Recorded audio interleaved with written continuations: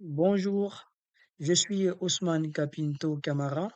Bienvenue dans ce tutoriel from Pixel to Vision, un tutoriel qui sera constitué d'une série de 20, de 20 astuces, de 20 notions, de 20 leçons qu'on va chercher à aborder ensemble dans un esprit de partage. Et surtout, si vous êtes débutant avec le traitement d'image ou si vous êtes déjà familier avec les outils du traitement d'image, vous êtes déjà au bon endroit. Ensemble, nous allons découvrir ensemble les notions de base, mais aussi les notions classiques du traitement d'image.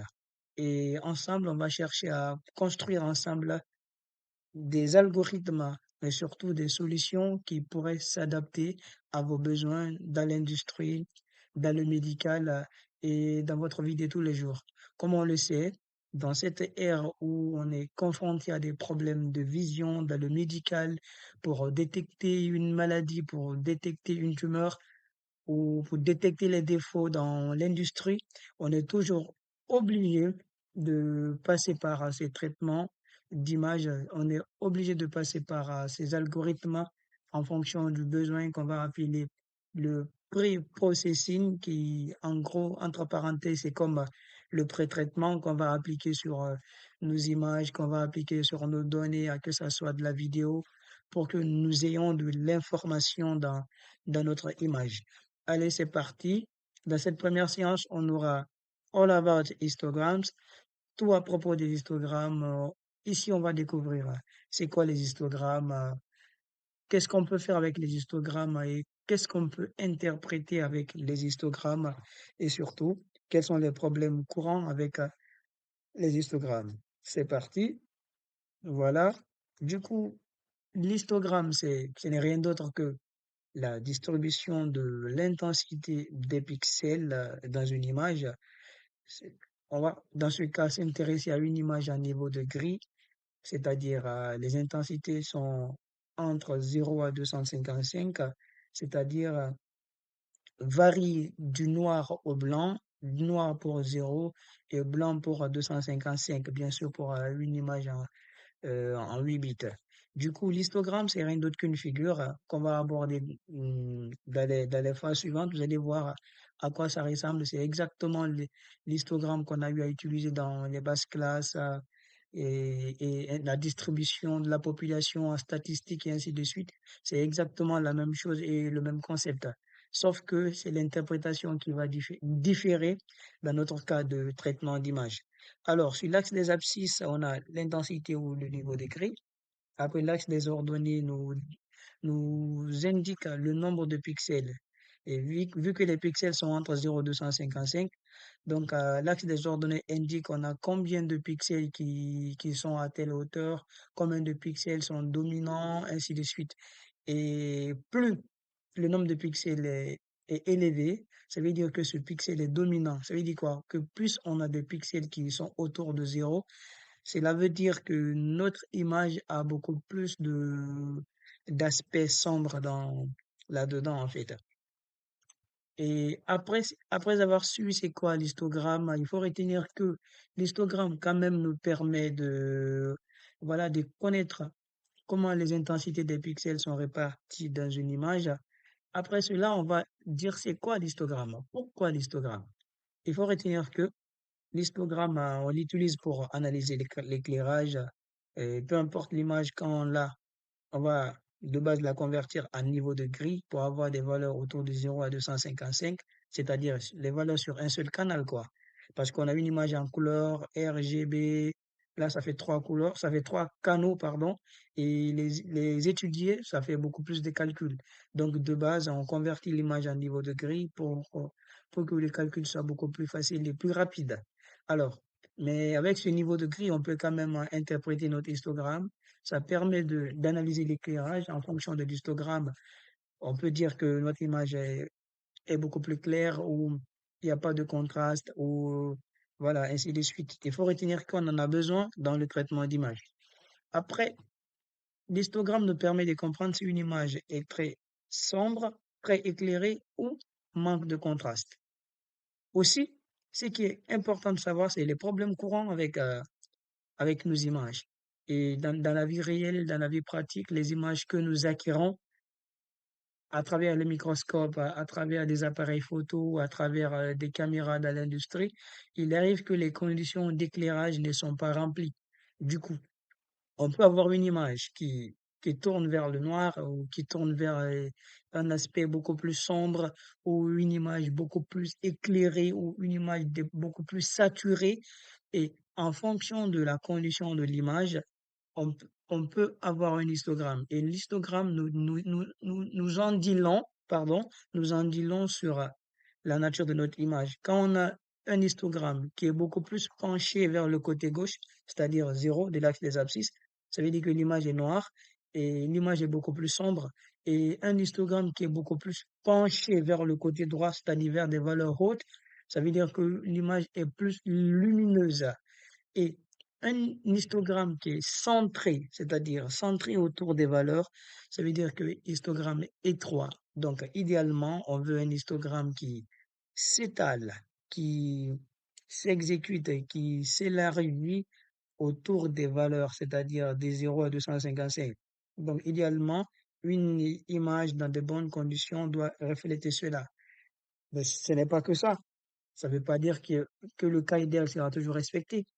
Qu'est-ce que je veux dire par ici? Lorsque j'ai une image sombre ou une image plus lumineuse, c'est un problème.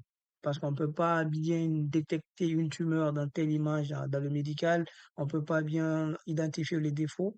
Donc, qu'est-ce qu'on peut faire?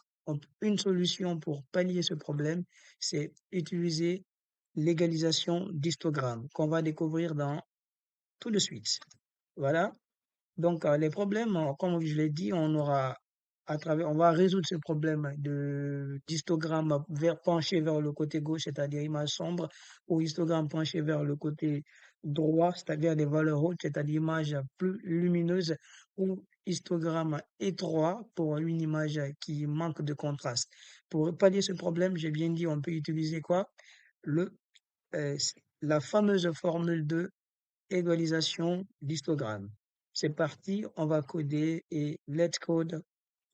Voilà, toutes ces notions-là, à savoir lire une image d'abord et lire une image, que ça soit en couleur ou à niveau de gris, et après observer son histogramme, dire si l'image est sombre à travers l'histogramme ou si une image est bien équilibrée à travers son histogramme.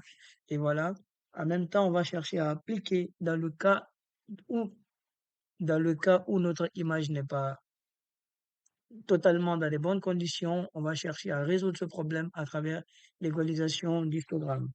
Voilà, du coup, pour commencer, on va commencer par importer les librairies qui vont nous permettre de faire cela. On aura,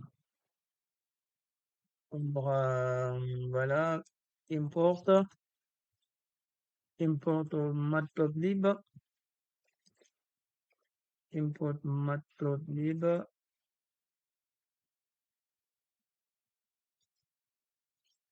point,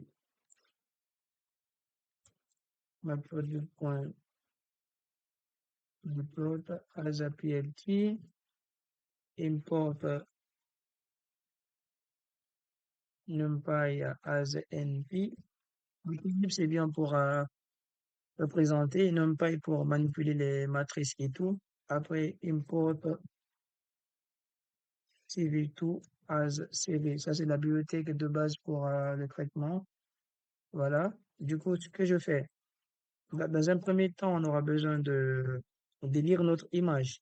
Et la fonction qui permet de faire, j'appelle notre image IMG, elle sera stockée dans IMG. Je fais IMG CV.Hemorrhoid.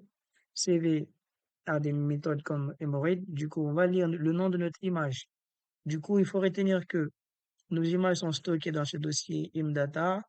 On a plein d'images là. On a des images blobs, on a car, ainsi de suite, 4K, 3, ainsi de suite. On a circle, ainsi de suite. Du coup, je peux commencer par ça. Je peux lire cette image. Du coup, je préfère ça. Car 3. Je peux aller sur ça. Voilà, je peux aller sur K3, on va voir ce que ça va donner avec, on va la lire et tout, après on va voir ce que ça va donner.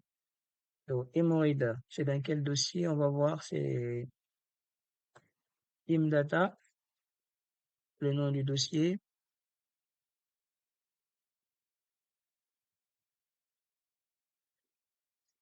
IMData, le nom du dossier, tac. Je mets le nom du fichier, c'est car 4.jpg. Attention, je lis cette image à niveau de gris, cv.hémorroïde en niveau de gris, ça c'est la grayscale. Après, qu'est-ce que je veux faire? Du coup, je veux l'afficher. Donc, qu'est-ce que je fais? Je peux faire plt.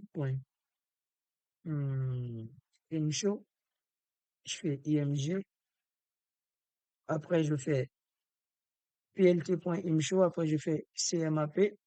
Parce que l'image est en niveau de gris, j'ajoute la couleur gris. Après ça, je fais plt.show. Voilà. Et à travers ça, je pourrais afficher mon image avec plt.show. Voilà. Ça tourne. Et puis, normalement, je devais avoir mon image. Voilà, c'est exactement l'image que j'ai là, à niveau de gris.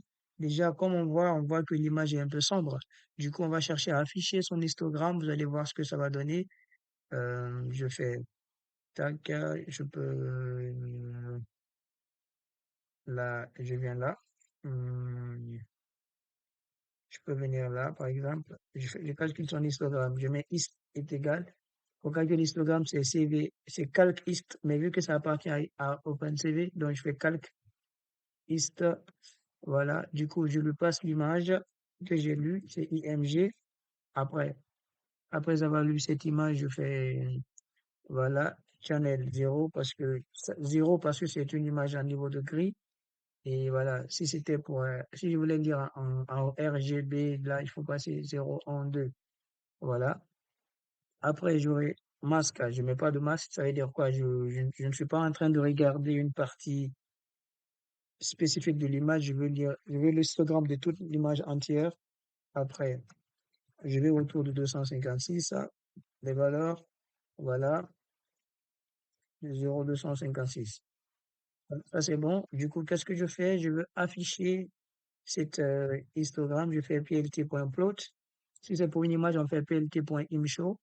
Plt.plot. Du coup, je lui passe mon histogramme. Hist, la variable. Et en même temps, je choisis la couleur. Color égale, je peux dire blue. Voilà. Et là, c'est bon. Par contre, je peux commenter ça parce que je veux pas que l'image s'affiche, je veux juste son histogramme. Faut juste retenir que l'image est sombre. Du coup, quand je vais calculer, représenter son histogramme, devinez quoi? Ce sera autour de, voilà, l'image est bien autour de 0. Voilà. Et l'histogramme est bien autour de 0. Vous voyez là, ça c'est les pixels, là, ici. Et là, ce sont les intensités. Voilà, le nombre de pixels par ici. Après, ça c'est bon. Supposons que je veux lire une image en couleur. Du coup, qu'est-ce que je fais? Bah, je reviens là, je fais img2, img2 cv.hémorroïde, toujours le dossier imdata. Je vais choisir une image là qui est en couleur, baby par exemple, c'est une image en couleur. Du coup, on va étudier ça. Je viens dans mon fichier, ce sera tac, c'est bien baby.jpg. C'est une image en couleur, du coup, pas besoin de spécifier un niveau de gris ou quoi, c'est déjà bon. Après, qu'est-ce que je fais? Voilà, je l'affiche directement. plt.mshow,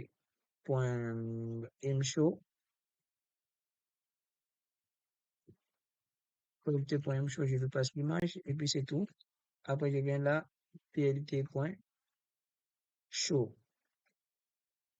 À noter que quand c'est une image à niveau de gris, il faut passer le gris ici, normalement, pour ne pas que la fonction fasse des bêtises, quoi.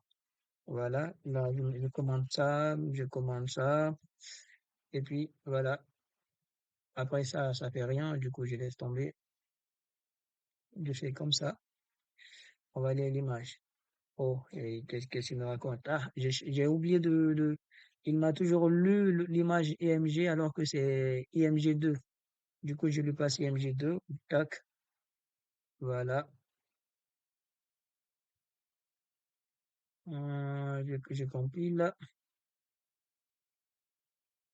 Si vous avez remarqué, ça et cette image qu'on avait là, c'est pas, il y a une petite différence. Pourquoi? On a l'impression que la couleur a changé. C'est normal. Et j'ai fait exprès parce que si on lit une image directement avec OpenCV, la couleur est changée. C'est une image RGB, mais quand on la lit avec OpenCV, ça passe en BGR. Et OpenCV lit l'image en BGR. Du coup, lorsqu'on lit l'image, il faut la retraduire en RGB pour avoir le bon affichage. C'est ce qu'on va faire. Tac, voilà. Du coup, je viens là. L'image, je la relis. Je mets IMG2 RGB est égal. Je convertis. Du coup, on a CV. On a une formule, une fonction, c'est la fonction qui convertit les couleurs, c'est CVT color. Je lui passe l'image IMG2. Voilà. Après, je veux qu'elle me convertisse en, voilà, cv.color. Voilà. Color, c'est un BGR, parce que ça lit en BGR. Je veux color BGR tout RGB. Voilà, c'est bien ça. Du coup, l'image est bien lue. Maintenant, je passe l'image RGB. Voilà. Tac. Et comme ça, j'exécute. Voilà. Et on a exactement l'image originale qui correspond à ça. Voilà. Bah, du coup, si je peux afficher cette image et l'histogramme de cette image. Bah, comme je l'ai dit, c'est pas un niveau de gris. Du coup, pour l'afficher son histogramme, on affiche canal par canal parce que ici, la partie là nous permet de sélectionner le canal qu'on veut. Mais vu que l'image est en couleur, du coup, il faut afficher son image en R, son histogramme en R, en G et en B, ainsi de suite. Du coup, on peut passer cela par, voilà. Du coup, qu'est-ce que je fais? Je vais calculer l'histogramme de cette image maintenant. Voilà, je viens là. Du coup, vu que je veux son histogramme en quoi? En R, en G et en B, je vais définir les couleurs. Je mets color égale B, B, G et R. Voilà. Et après, qu'est-ce que je fais? Là, il faut mettre ça dans une boucle. Je mets par exemple, je mets for I, call, in, enumerate.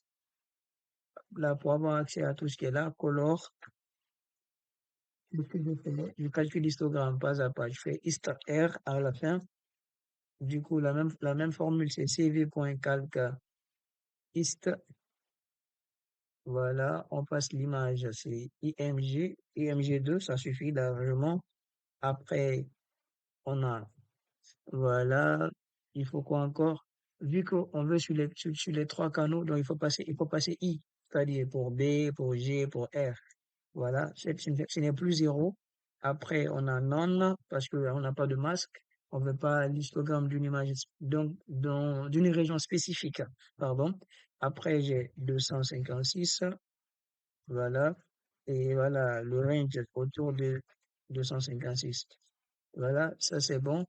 Du coup, si je veux, ce que je peux faire, c'est là, je veux afficher l'image de, bon, je vais commenter tout ça. Hum, je vais commenter tout ça. Voilà. Ce que je veux, je vais afficher l'image et son histogramme ensemble. Du coup, j'ai cette instruction qui me permet de faire ça. Feed axe égale plt.subplots, S à la fin surtout. Hum, je veux deux images, deux figures, la première pour l'image et la deuxième pour son histogramme. Après, fig size égale 10, 4. Ça, ce n'est que des mesures, hein. Ça, c'est à nous de voir ce qu'on veut, quoi. Après, du coup, cela va nous permettre de faire quoi? Voilà, d'avoir les différents axes sur lesquels on peut avoir l'image, quoi. Du coup, je peux ramener ça en bas. Je peux ramener ça en bas. Tac. Voilà, je ramène ça ici. Là, c'est bon. Après, je fais pour l'image, pour afficher l'image. Vu qu'on a deux axes, le premier axe, c'est ça, axe 0, il fait point, show. Ça permet d'afficher l'image, hein. Du coup, ce sera IMG2 RGB. Voilà. Vu que l'image est en couleur, ça va, on a besoin de rien, quoi. Après, j'ajoute axe 0 point title. Il faut mettre set title, vu qu'il y a deux figures. Sinon, on met seulement axe 0 point title. Mais vu qu'il y a deux figures, donc je mets axe point set title. Je mets mon image originale. Voilà. Après, je pense que ça suffit. Je peux mettre axe et je mets les axes à 0. Axe off. Voilà. Ça, c'est tout ce qui concerne l'image. Après, je viens là. L'histogramme, je l'ai calculé pour chacun des canaux. Après, qu'est-ce que je fais? Je calcule l'histogramme, je vais l'afficher. Donc, je fais axe. L'histogramme sera affiché sur le premier axe, axe 1. C'est-à-dire l'axe 0, c'est pour l'image. Je vais l'image ici et son histogramme ici. Mais son histogramme pour chacun des canaux, vu que c'est une image couleur. Donc, je mets axe 1 moins point, je fais plot, histre, voilà, color égale à, je mets col égale color, enfin, les couleurs que j'ai là, pardon. Après, je peux mettre là axe 1 point, set title, je mets mon histogramme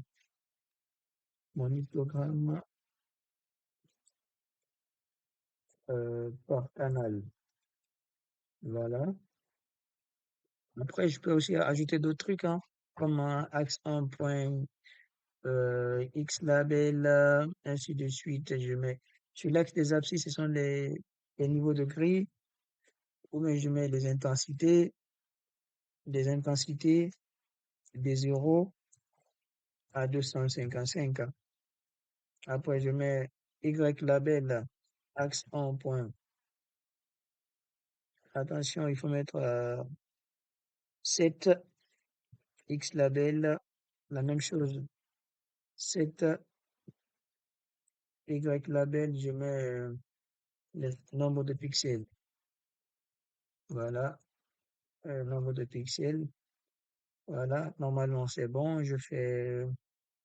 Normalement ça va. Tac, tac, c'est affiché et je viens là. Après tout, je mets plt.show. Du coup, ça m'affiche tout. Vu que ça, c'est du plot, il a subdivisé les deux axes. Et à la fin, quand je fais l'affichage, ça m'affiche à la fois bah, ça, je peux enlever, j'en ai pas besoin. J'ai l'image qui a été lue. Et là, j'ai divisé l'affichage pour l'histogramme à part et pour l'image à part, quoi. Donc, j'exécute, voir ce que ça va donner. Tac. Euh, bah, bah non, qu'est-ce qui va pas? Hum, je regarde ça de près.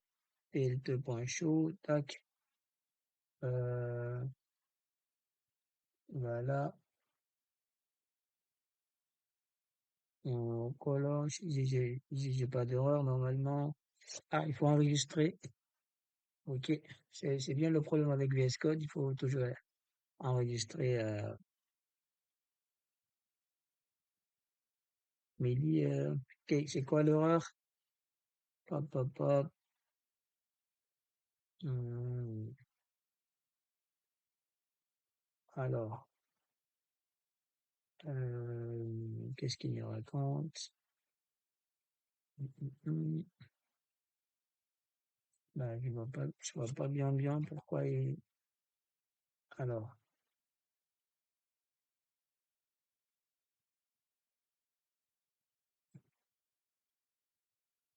col, hum. Alors, qu'est-ce qui va pas? Tac. Hum, euh,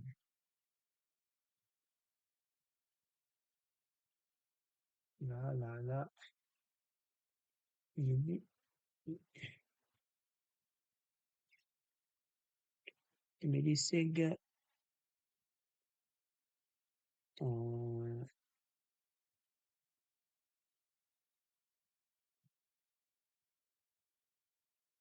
au niveau de Plots, bah, normalement, il n'y a rien.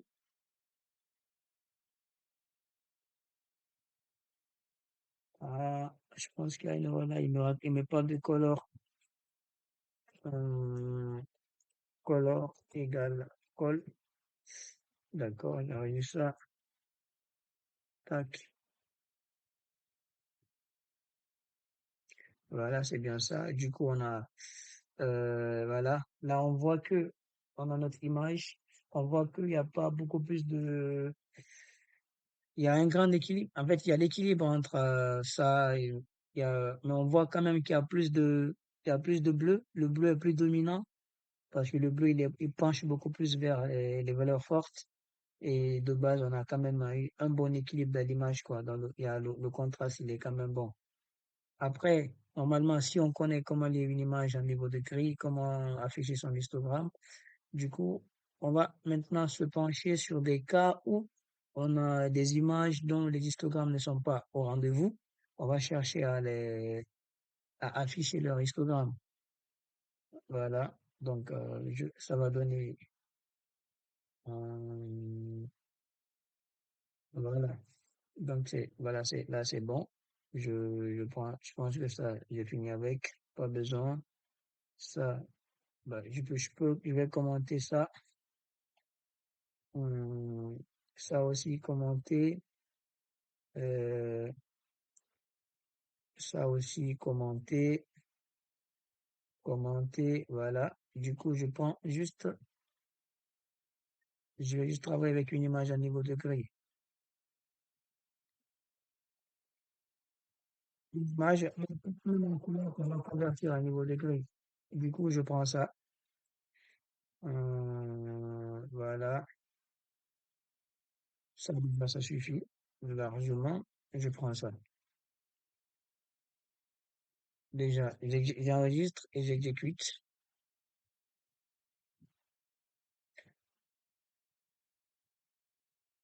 Ah, c'est commenté. Il faut décommenter, il faut décommenter, il faut décommenter. Tac.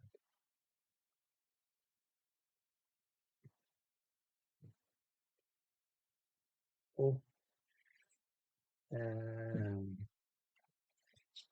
alors, du coup, ici, je vais juste afficher l'histogramme. Mhm. Voilà, il est bon l'histogramme. Du coup, si je veux juste afficher l'image, j'enlève ça, ce sera ça, et j'enregistre, après j'exécute. L'image est là, on voit que l'image est bien noire. Du coup, on va essayer une série d'images. Je peux par exemple passer le 3, car 3, j'enregistre et puis j'exécute. On va voir. Voilà. Regardez par ici. Supposons qu'on veut améliorer un peu la luminosité de cette image. Ou bien je reviens sur le 4.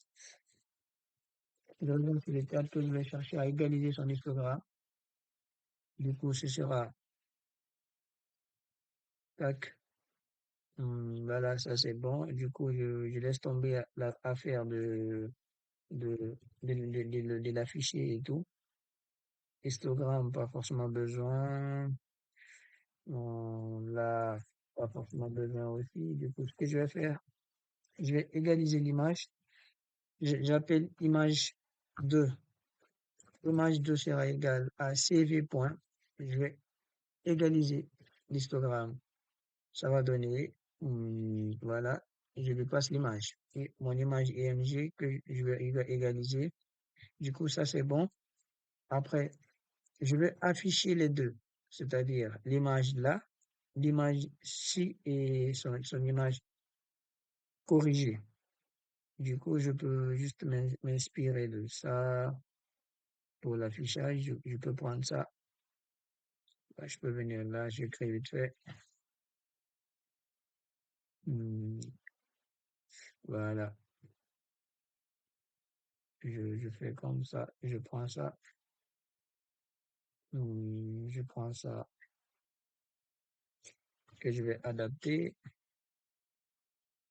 Hmm, voilà, j'aurais juste besoin de ça.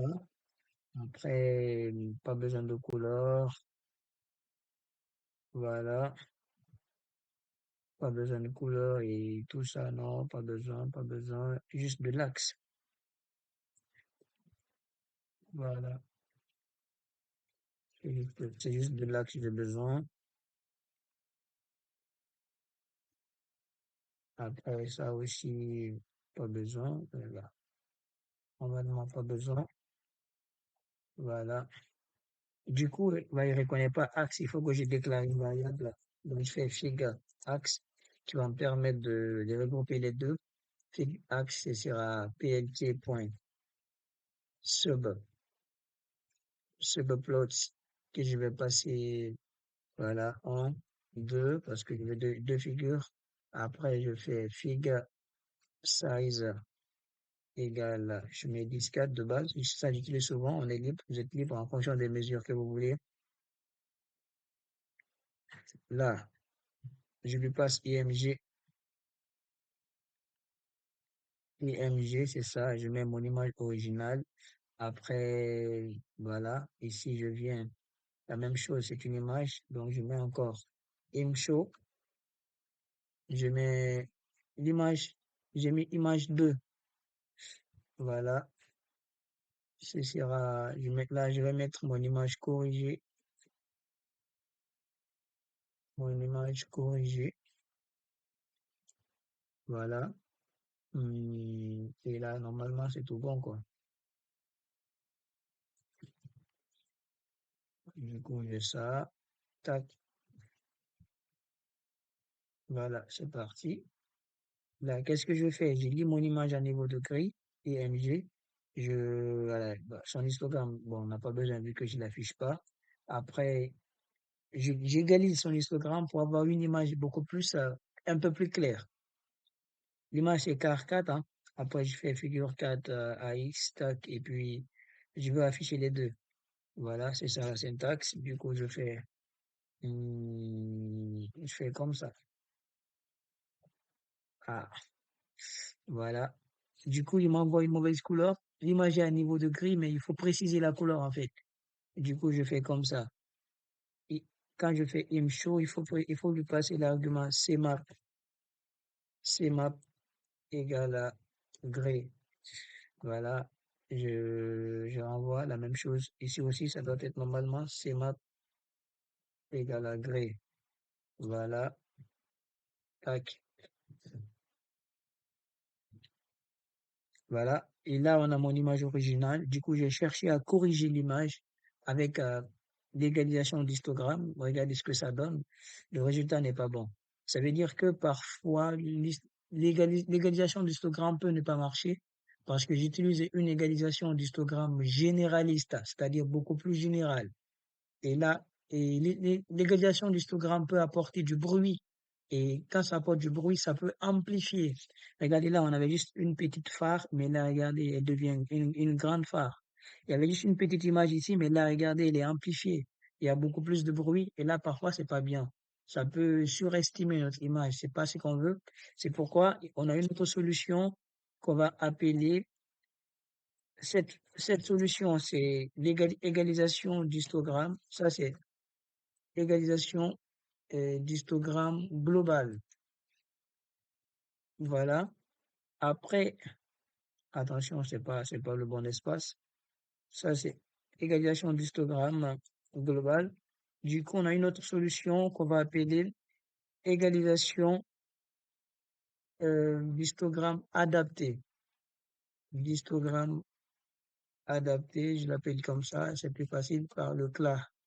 Voilà, Contrast Limited Adaptative Histogram Equalization. Donc, ça permet d'adapter l'histogramme. Du coup, comment ça marche? Là, au lieu de s'intéresser en général à toute l'image, elle segmente l'image en petites régions, c'est-à-dire elle divise l'image en des petites régions. Et pour chaque petite région, elle fait quoi? Elle fait une égalisation d'histogramme. Pour chaque petite région, une, elle fait une égalisation d'histogramme, ainsi de suite. Du coup, ça permet d'améliorer le contraste, mais aussi ça minimise les bruits en fait, parce que il saute les bruits. Voilà. Du coup, pour faire ça, c'est pas compliqué. On fait, on appelle CLA, on appelle un objet CLA, on est libre d'appeler la variable qu'on veut. Là, je fais CV toujours.create. Voilà, la voici. Voilà. Du coup, par contre, il a deux paramètres. Le clip limit qui permet de limiter le bruit en fait. Parce qu'on sait que quand on fait une égalisation d'histogramme, il y a le bruit qui est là. Donc, en faisant le clip limite, je mets par défaut 2. Ça permet de limiter le bruit. Et après, voilà, on a le tile grid size. Ça, par contre, ça nous permet de segmenter l'image et en des régions. Et pour chaque région, elle égalise l'histogramme. Par défaut, je laisse à 8,8. Après, vous pouvez essayer en mettant des valeurs pour tester ce qui pourrait vous convenir le plus. Là, je crée IMG2, IMG3 égale. Ça, tout ce qui est en bas, c'est la partie représentation. Et là, je suis juste là pour adapter, voilà, cet objet que j'ai créé en fonction de ces contraintes que je vais adapter à mon image d'origine, en fait. Du coup, IMG3, ça va donner quoi? Donc, je fais CLA, l'objet que j'ai créé, point apply, je l'applique sur mon image de base qui est là, à niveau de gris, et c'est bon. Du coup, si je veux, je peux afficher ça aussi. Là, ce sera trois figures, donc je fais comme ça.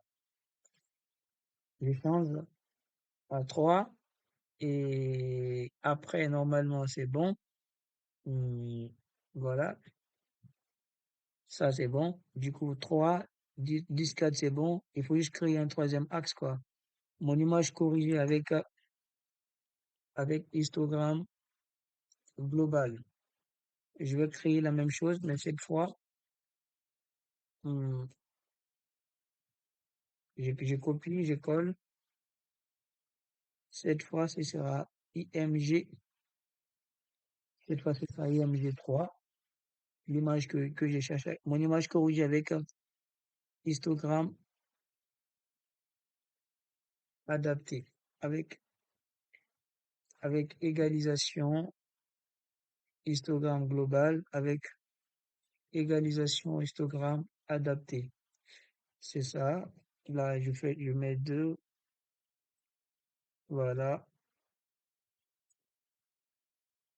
Et c'est tout bon. Normalement, je vais chercher voilà, je remonte ça. Et je vais exécuter cela. On va voir ce que ça va donner. Et là, vous voyez, ici, on a une image qui est beaucoup plus, là, c'est l'image d'origine. Et celle-ci, elle a un peu plus amplifié, mais elle a juste amélioré le contraste. Là, on voit bien la voiture qui est derrière. On voit bien les phares qui allument la partie là. Mais ça reste encore plus proche de l'image d'origine. C'est pourquoi on peut retenir que l'égalisation d'histogramme adapté est beaucoup plus efficace que ça, parce que ça améliore les contrastes et minimise les bruits, en fait. Et on peut tester pour d'autres images, hein. On peut tester pour d'autres images, on verra. Là, je viens dans la base des données, je regarde une image un peu faible d'intensité, on va voir ce que ça va donner. Euh, Voilà, je prends ça, Office 1. Là, je prends Office 1 et puis on va voir ce que ça va donner, quoi. Office 1. Là, je mets ça ici.